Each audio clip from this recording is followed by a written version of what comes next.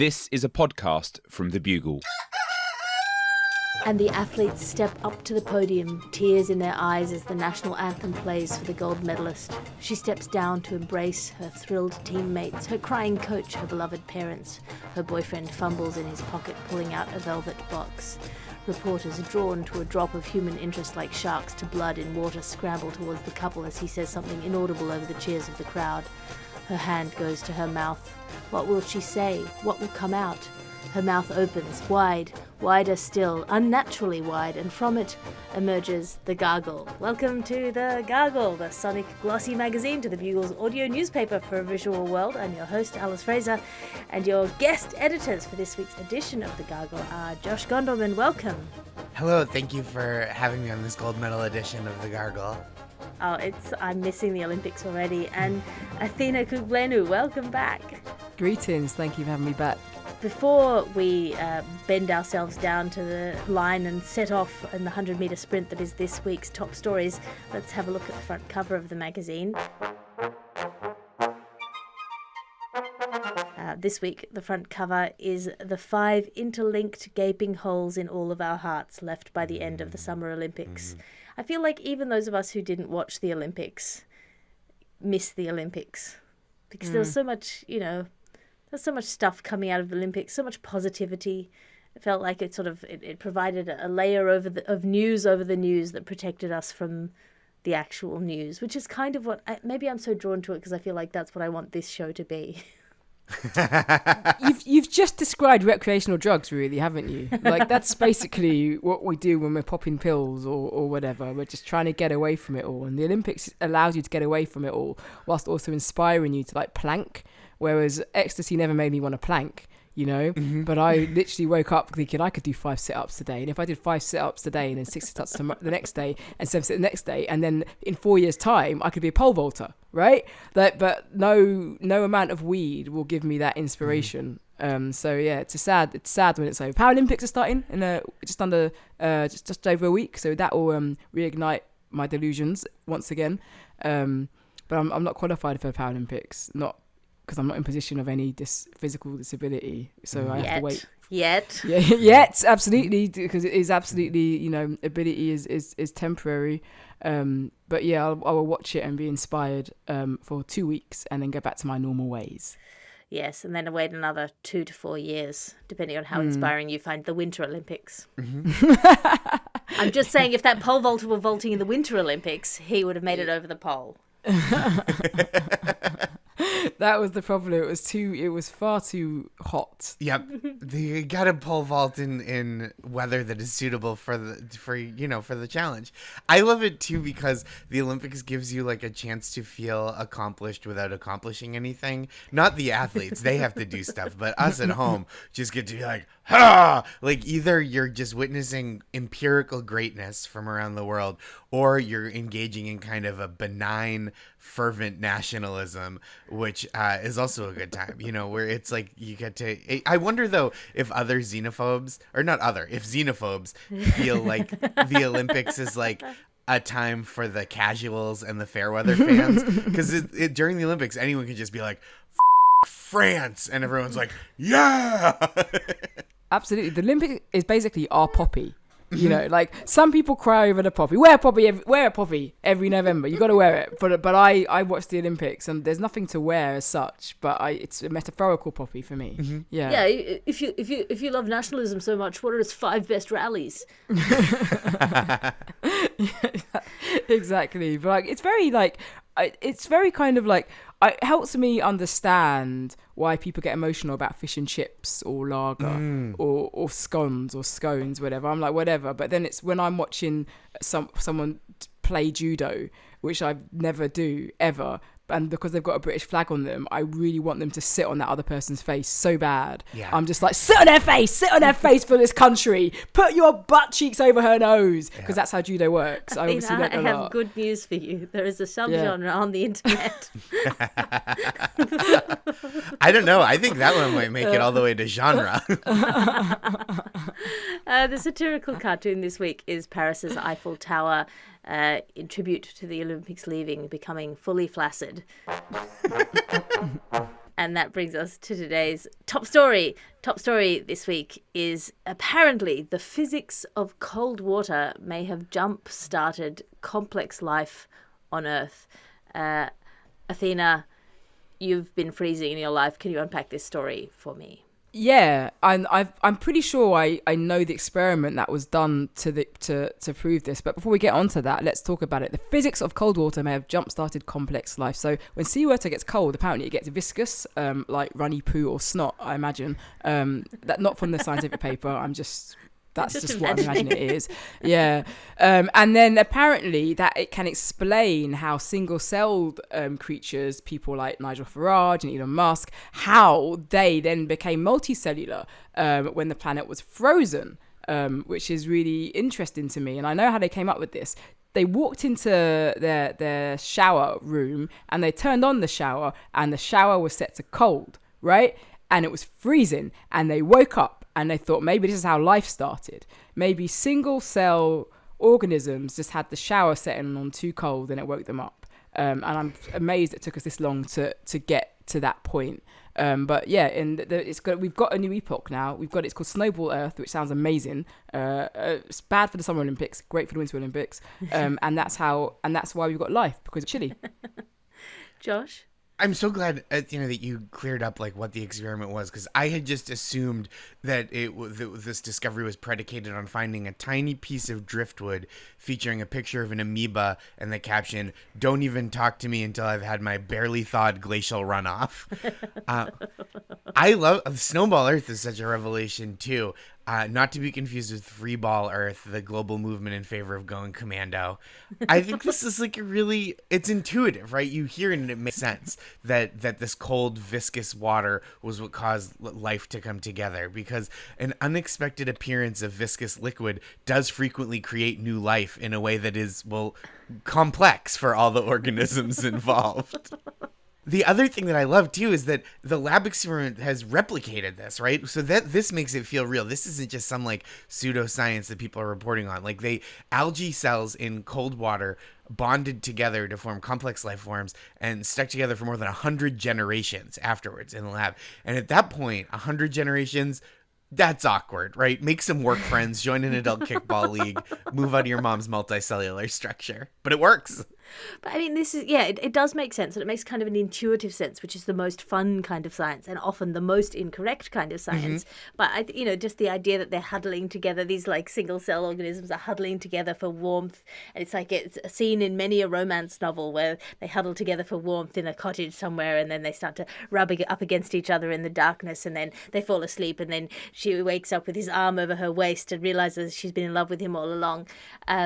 But I feel like my only problem with it is that Snowball Earth is the worst kind of snowball, because it's a snowball with a massive fucking rock in the middle of it, which we can all agree is not cricket. Yeah, bad form to throw a whole Earth. Your ad section now, because you can't be what you can't buy. And this episode of the podcast is brought to you by Jim's Gym and Gymnasium's dystopian post-Olympic Shred Bonanza program on our JGG app.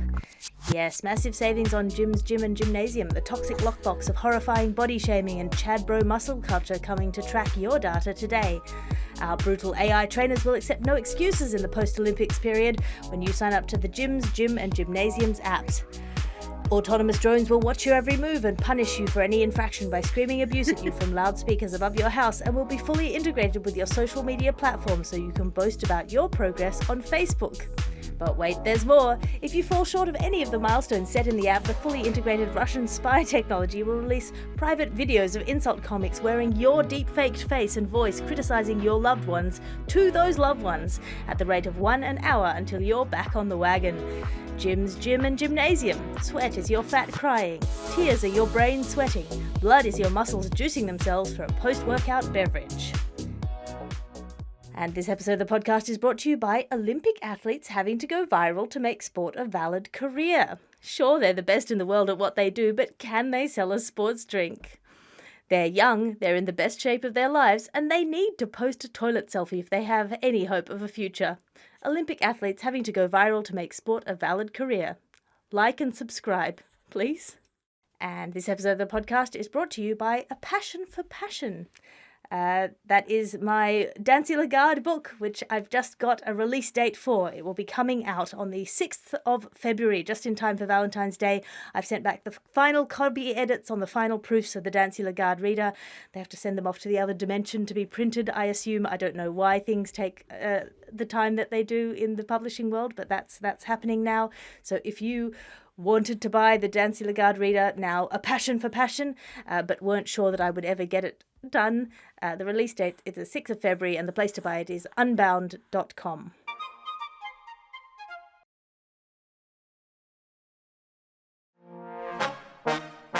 And now it's time for protected species news, which is a pro-fox hunting group in the UK is putting forward the argument that fox hunters, as you know, fox hunters are a posh group of aristocrats who once a year spend a bunch of time trying to murder foxes on horseback. They're putting themselves forward as a protected ethnic minority pursuing their native folk ways.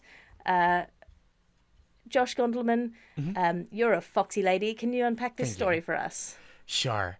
So a group of fox hunters in the United Kingdom has declared that they are an ethnic minority and should be protected under the law. And so apparently they were sick of being criticized by animal rights organizations, so they formed their own counter-advocacy group focused on preserving animal wrongs. I've never seen a picture of fox hunters that seems like they're especially tolerant or progressive overall, so I think they should be allowed to claim minority status as long as they're okay being treated the way they treat other ethnic minorities. So anytime a fox hunter is out in the city, a refugee should get to yell at them to go back where they came from, like, back to the woods with you, fox man, they'll say, or some other such fox hunter specific insult. And there is precedent for this. I think that's important to note. As an American, we have a term for a minority group of people with guns who wield outsized political influence. It's called the Electoral College. So this is not a new concept. Athena? I love this story. I'm especially impressed by the fact that I think hunting is an extension of natural selection, because obviously we are humans because we are superior to other animals like beavers and badgers and otters and frogs. And I could list all the animals we're better than. We're better than most of them. Not pandas. We're not as good as pandas. They're fantastic. But every other animal we're better than. And it's a demonstration of how we're better than foxes. And don't forget, because they've forgotten we're better than them, they're eating our garbage, and and our dogs and our cats, and when does it end? When they start eating our children? When are we going to start thinking about the children here? First they came for your rubbish bins. Yes, and then they came for the pigeons, and it's like, where's Sarah? Oh, I saw her hairband in a fox's mouth. Well, there you go. You persecuted the fox hunters, and now our children are in the bellies of foxes. So it's a thing. Also, if you see somebody who's a fox hunter on a bus, what are you going to do? Take the piss? That's persecution, right? I mean, I can't think of anything more natural to me than shouting at someone in like full fox hunting clothing. And I accept my prejudice. I own it. I'm waking up to it. And we should too. I think the interesting thing about this is they probably have quite a good legal case. But if they're going to be doing fox hunting on the premise that they're doing it as a traditional ethnic group thing, they should probably do it in the traditional ethnic way, which is to say nude, covered in woad with a knife between their teeth. Go down the foxhole head first, and if you can fight the fox with the dagger in your teeth, then you are truly a man. And if they want to do it that way, they're allowed. Well, not being funny, but we used to tie people's left-handed people used to make them tie their hands behind their back and force them to be right-handed under the pretense of being British or whatever, like proper homely. So let's do that now. Let's start doing that then, because it's what we did for hundreds of years, and we should keep doing it. These are just backwards people trying to find new ways to be backwards, and credit to them. They found a really good way to do it. Well, I'm hoping that it will sort of come full circle, and that they're defining themselves as an ethnic minority will put them on the side of other ethnic minorities in the places where they are an ethnic majority. For example, the House of Lords. a little fox-based solidarity. And that brings us to our reviews section. As you know, each week we ask our guests to review something out of 5 stars. Athena, what have you brought in for us this week? I've come into success late in my life, and as a result of my success late in life, I've bought things for myself that I couldn't afford when I was young. So I present to you on camera the bit with 4 colours on them. But guys, I present another one too. Whoa! Yeah, and there's more, but they're somewhere else. But I'm so rich I can afford to lose my 4-color Bic pens. Look at that. And we don't talk enough about how fantastic this pen is. You can use 4 colors whenever you want a different color to write with. And it's a really good pen. And I've got loads of them now. 5 stars.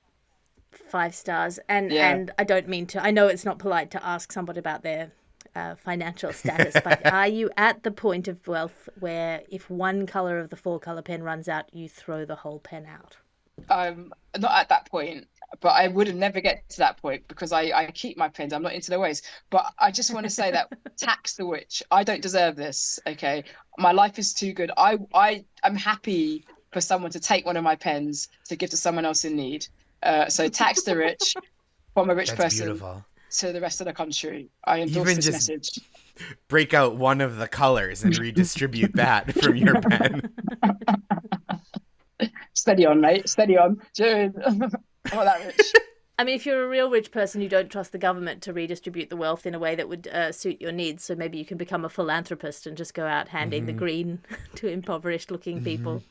I could open a modern art museum that just displays modern art made using one of these pens. Huge. And for poor people to look at, which makes them richer in spirit. Poor people to look at. Yeah.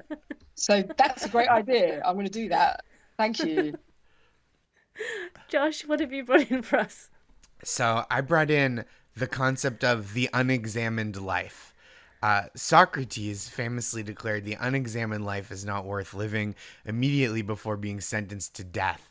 Upon receiving the sentence, he engaged in his famous act of learning through philosophical inquiry, shouting, "Come on, what the f***?" So maybe he could have stood to be a little less nosy, is all I'm saying. But despite what that dead Greek pervert insisted, I've been living an unexamined life, and it's been going great. I am not in therapy, but I do feel like I know enough about it from friends who are always telling me things their therapists have told them. So I don't need to do the examination. It's being done for me. People ask me how in this day and age I can neglect my mental health that way. And I say the same way I neglect my physical health easily.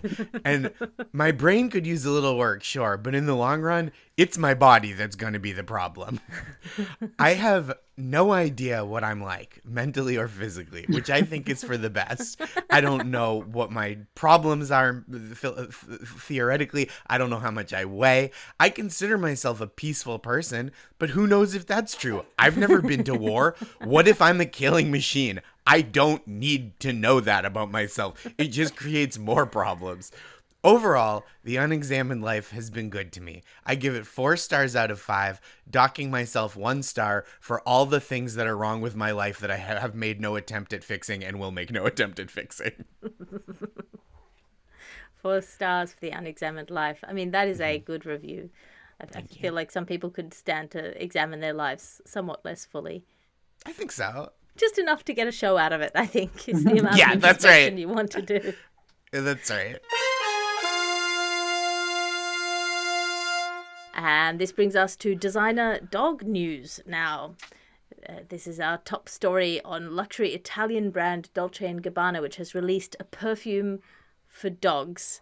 Athena, you think 4 legs good. Can you unpack this story for us? Yeah, so luxury Italian brand Dolce & Gabbana.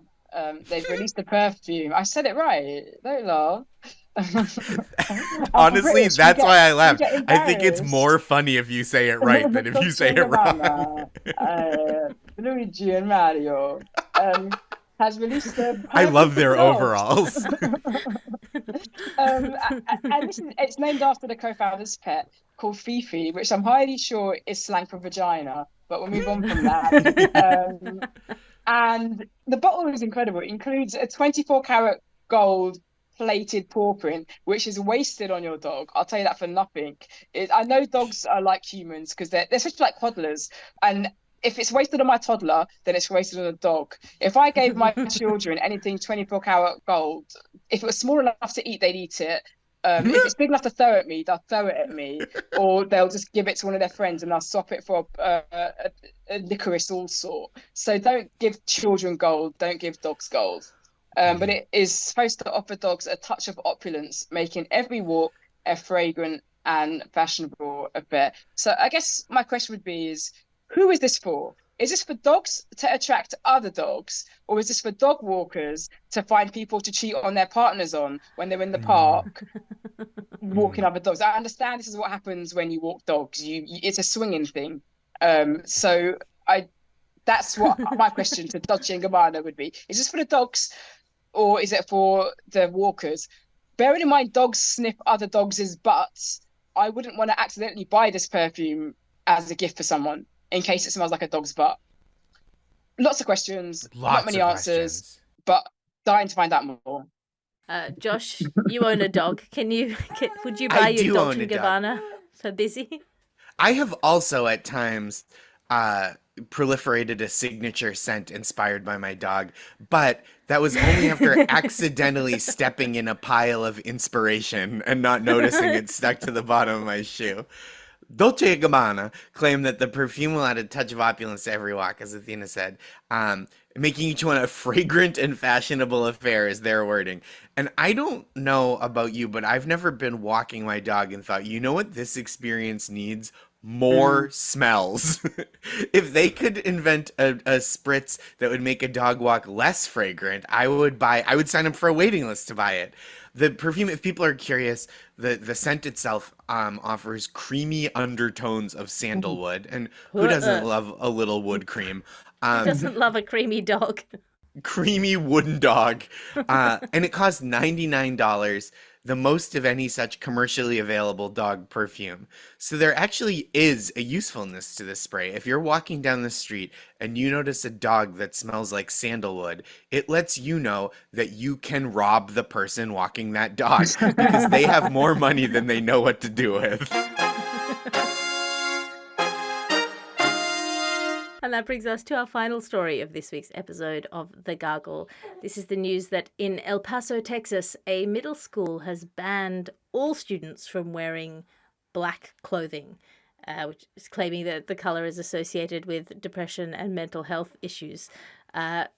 Josh, you've put the cart before the horse before. Can you unpack this story for us? That's right. Yeah. So middle school in El Paso, Texas, on the western edge of Texas, has banned students from wearing all black outfits. So some black clothing is still okay, but all black outfits, that's what draws the line. They say it's associated with depression. And this sends a strong statement on mental health awareness by saying you can't wear clothes that show you're depressed. And that means the statement is, if a student is struggling with their mental health, we do not want to be aware of it. You have to dress like you're having a great day, kids. Sorry. School officials mentioned students can still wear black shorts to gym class, which is a helpful compromise because that's often where goth students feel the most depressed is gym class.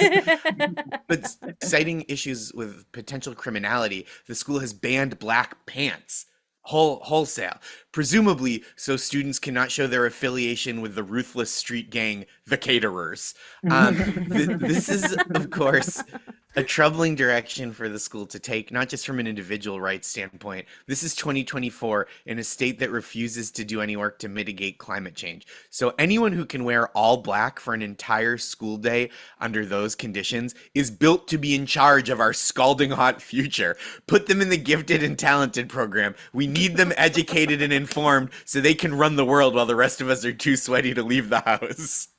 Well, I feel like they're getting rid of all stagehands, all That's right. ballerinas, all emos, all philosophers. What is a philosopher without a black turtleneck? Mime artists. Like, you can keep your white gloves, but no black outfit, no. Terrible. I'm sort of torn about this because I live in Queensland, and there is nothing sadder than a goth in Queensland because it's too hot to properly goth. So you got to start expanding out into sort of goth Lolita or something that has a bit more airflow through it. Could we wear a black tank top, perhaps? Athena? Why don't they segregate? Why don't they just have, you lot want to wear black, so you go on that side of the school, and you lot don't, and just say you want to segregate America. Just do it. Stop dancing around the word. What do you do at a funeral? Oh, you can't wear black at a funeral. It's too depressing. Yeah, but my dog's dead. Yeah, but you're making us all depressed with your black outfit. Like, you know what I mean? Like, keep it social. I think it's a way of kind of, you could provide pastoral care for your kids. Like some child might be in great distress, happy, anxious. What do you ban? Social media or black chinos? Come on, like, just let's ban the chinos. What you should ban to stop depression is middle-aged people in dungarees. That's depression. You're too old for them. Wear shirt and trousers or a dress or something. So there absolutely is a place for the banning of certain clothing styles for certain people to stop depressing everyone. Everyone's in Lucy and Yak. You're in denial. Stop it. Go to your office, be a project manager, live your life. Stop wearing cats all over you. You look ridiculous. Bright pink leopard in dots and all sorts. I say this looking like a menagerie right now. But the point I'm making is, no, you look like James Bond at the end of the movie. Come on, Athena, back yourself. Yeah. On the beach, just about to jump on a lady. Just signify my success. I'm wearing some board shorts. Yeah, you look like James Bond on a woven yacht about to dive face first into a cool, refreshing woman. I'm going to spend the rest of my day leaning into that. I'm very excited for the rest of my day now. Very thrilled. I'm going to say to somebody, a stranger on the street, I thought Christopher Stoney came once a year, which is a famous line that ended, the world is not enough, I believe. Anyway, back to banning blacks. Yeah, no, don't ban black anything. It's generally a bad thing. If you're banning something and the sentence includes the words black, you probably shouldn't. Historically speaking, there's no evidence that works out well for anyone. And that brings us to the end of this week's episode of The Gargle. I'm flipping through the ad section at the back. Athena, have you got anything to plug? Yes, a book. Oh my God, yes, I've got a book coming out in September. It's called History's Most Epic Fibs, and it's about lies, big lies, about like racism, but also little lies like women don't need pockets. We need pockets, and I've got just a whole chapter talking about that, and all lies about throughout history, throughout the world. It's for kids, which is good if you're grown up because it means you can read it quickly. Faster than kids, because these kids are getting too smart with their technology. So you can say, yeah, you might know how to play Minesweeper, but I can be that bit quicker than you. So it's good. I've got a show in Camden as well in a couple of weeks. So if you're in North London and you want to come watch me do comedy, I'll be in Camden next week. Excellent. I won't be in Camden for another couple of weeks, but I will be in London on the 8th of September. If you want to come, I'm doing a writer's intensive afternoon on the 8th of September. And I'm also, if you're in Tokyo, doing a writer's afternoon on the 12th of October. Head to patreon.com/Alice Fraser for that. Josh, what have you got to plug? Thank you for asking. I have a newsletter called That's Marvelous that I write and send out every Monday. It is joshgondelman.substack.com. It's free, and it lets you know all your Josh Gondelman related news. I'm going back on the road a bunch in September, so I'm doing a few dates of the Wait, Don't Tell Me stand-up tour, just doing 15-minute stand-up sets on that. That's in Florida and then Atlanta, so all around the Southeast, or partly around the Southeast, and I'm going to Denver in September. I'm doing a Wait live show in Kansas City, so I'm like back out on the road, and then I've got a bunch of fun stuff coming up, so follow the news, subscribe to the newsletter, and learn where you can see me all across the United States. Wonderful. I'm Alice Fraser. As I said before, you can find me on patreon.com/Alice Fraser, or you can apply for the Tokyo or London Writers Afternoons by going to linktr.ee/Alice Fraser. That's linktree/Alice Fraser, linktr.ee. / Alice Fraser. It's an unusual configuration. Head to unbound.com to buy A Passion for Passion. This is a Bugle podcast and Alice Fraser production. Your editor is Ped Hunter. Your executive producer is Chris Skinner. I'll talk to you again next week. You can listen to other programmes from The Bugle, including The Bugle, Catharsis, Tiny Revolutions, Top Stories, and The Gargle, wherever you find your podcasts.